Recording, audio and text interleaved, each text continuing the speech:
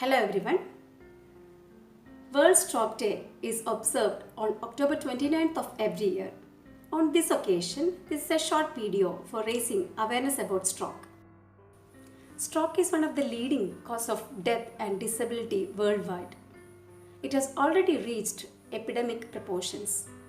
Globally, 1 in 4 adults over the age of 25 will have a stroke in their lifetime. In stroke, the blood circulation to the brain will be disrupted, leading to oxygen and glucose starvation, brain cell damage, and loss of function.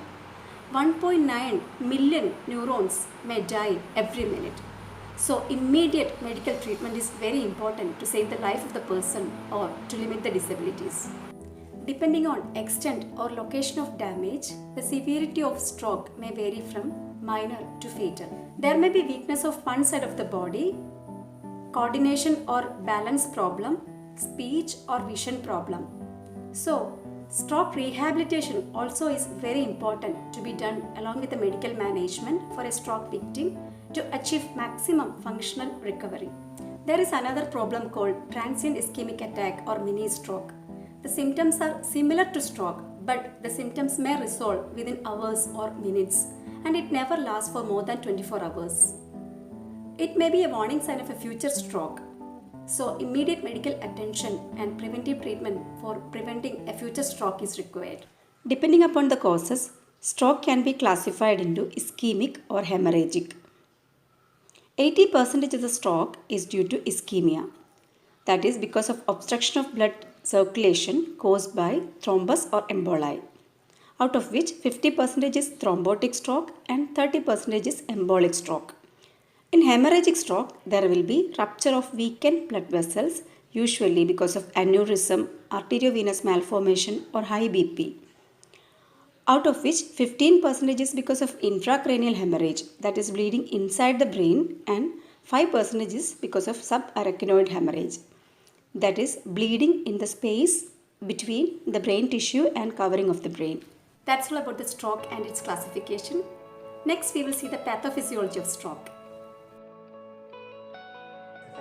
To understand stroke, understanding pathophysiology is very important.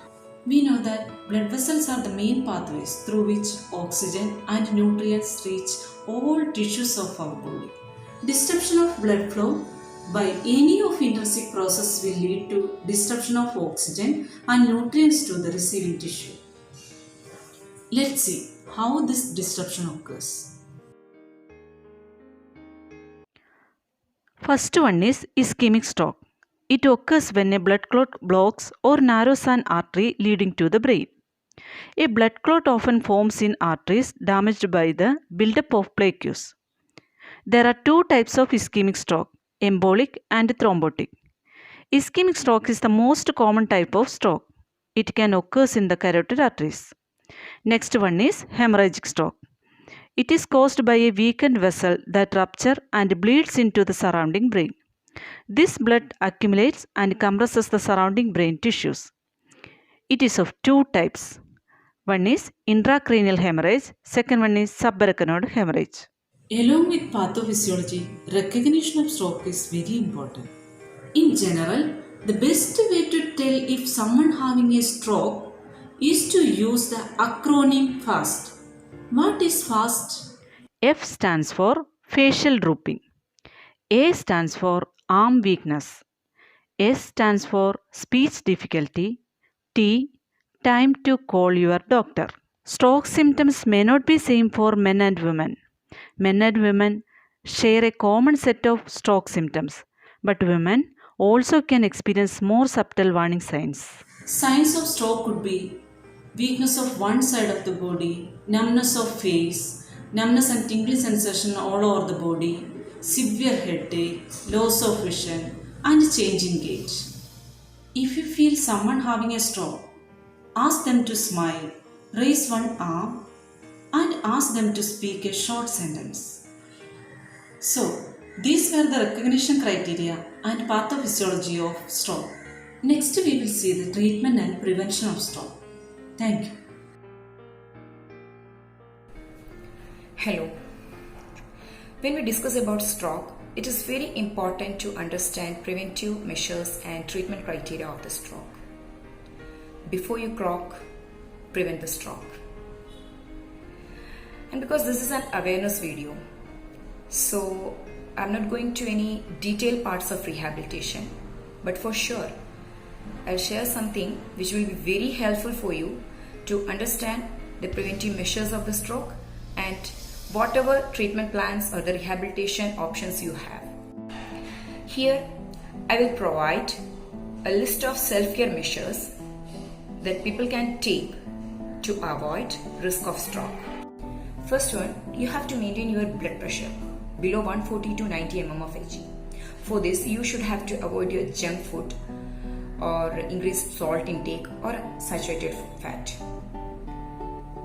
And if you're a non-vegetarian, you can eat fish for 2 to 3 times a week, and you should include 4 to 5 servings of fruits and vegetables per day. Next one, reduce obesity. Higher fat content in your body will lead to the higher risk of the stroke. Maintaining body weight will help you to prevent high BP and diabetes. Thereby, it will help to prevent stroke also. You just try to maintain your body mass index below 25. Body mass index means it is the ratio between your body weight and your height. If it is above 25, you should consult a doctor and a dietitian. Next is exercise. Make exercise a daily habit because it will be very helpful for your arterial health. It will improve the blood circulation in your body and thereby it will prevent the clot formation in our arteries. Not only in arteries, in veins also. 30 minutes of regular exercise will be very helpful for your health. If you can't make regular exercise, routine walk for 30 minutes will be enough. Next one, limit alcohol consumption. If you can't drink in moderation, it's better not to drink. Next one, get treated for atrial fibrillation. Atrial fibrillation can cause irregular heartbeats. Atrial fibrillation is a major inducer of clot, and this clot will make a way to the brain and can cause stroke. If you feel shortness of breath and palpitation, please don't wait. Just go and talk to your doctor. Control your diabetes and quit smoking. These are some preventive measures of stroke. Next, we will see the treatment criteria. To understand the treatment criteria, we should understand the phases of stroke. We have 3 phases of strokes. First one is acute phase.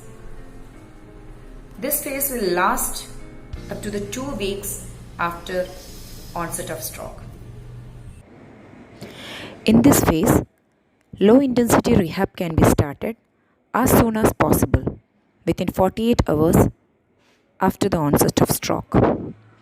Early mobilization can prevent and minimize the secondary complications and harmful effects of deconditioning. Second one, subacute phase. It lasts up to 6 months after the onset of stroke.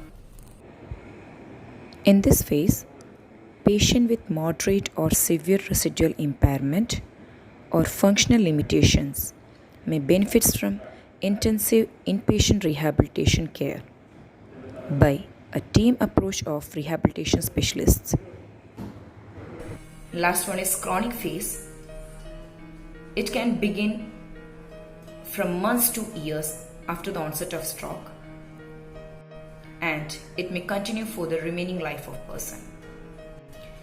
In addition to all these, there have been several recent breakthrough rehabilitation measures.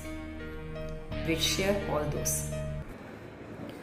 A thrombectomy is a surgical procedure to remove a blood clot from a blood vessel, usually a cerebral artery. Previously, it was thought that thrombectomies were only a viable option for patients within the first 6 hours of the stroke. However, recent trials have revealed that thrombectomy can be helpful for patients even up to 24 hours after the stroke. Next one is vagus nerve stimulation. A recent study reported in the Stroke Journal found that when coupled with physical rehabilitation, a new kind of treatment called vagus nerve stimulation can double the rate of recovery for patients with impaired upper limbs. Next one, repetitive transcranial magnetic stimulation. High frequency repetitive transcranial magnetic stimulation in stroke patients can be used to promote functional recovery by inducing the endogenous repair and recovery mechanism of the brain. Next one, virtual reality. Visual reality system may also be useful in helping restore brain function after strokes.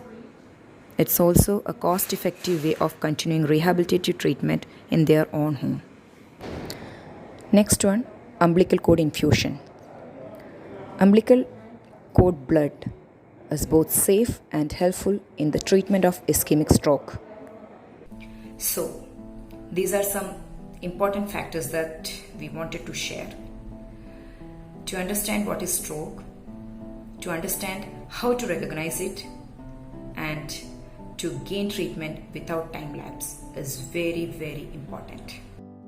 Stand up again after stroke and stay healthy by taking proper healthcare measures. Thank you. We'll see you in next video. Till then, bye-bye.